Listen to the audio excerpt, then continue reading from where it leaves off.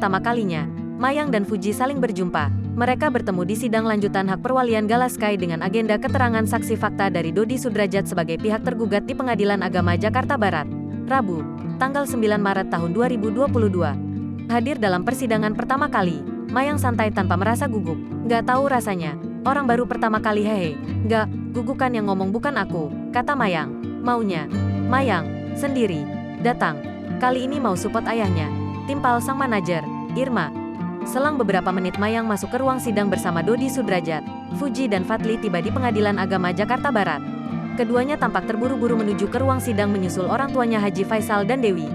Baik-baik kabar, ucap Fuji dan Fadli kompak. Dalam sidang hari ini, Dodi Sudrajat datang bersama Mayang dan kuasa hukumnya, Tegar Firmansyah.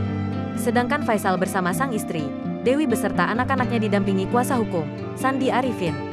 Gugatan Faisal terhadap Dodi Sudrajat telah resmi terdaftar di Pengadilan Agama Jakarta Barat dengan nomor perkara 3315, PDT, G_2021_PA.JB.